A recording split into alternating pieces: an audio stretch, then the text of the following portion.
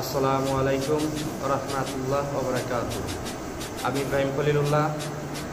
আজকে রমজান মাসের শেষ, আজকে 25 লাইলাতুল কদর। আজকে আল্লাহর অশেষ রহমতে আমি পবিত্র আল কুরআন খতম দিলাম।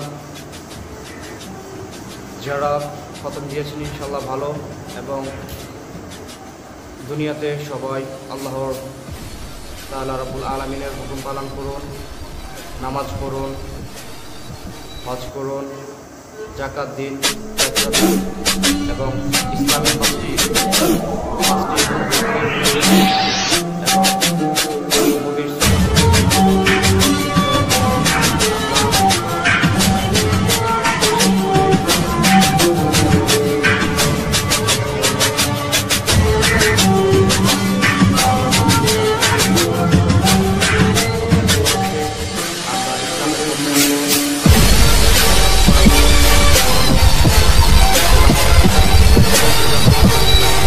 সবসময় সর্বদাই আল্লাহকে স্মরণ করব, এবং যতদিন বেঁচে থাকবেন আল্লাহ ব্যতীত কোনো মানুষ আপনাকে ভালোবাসবে না।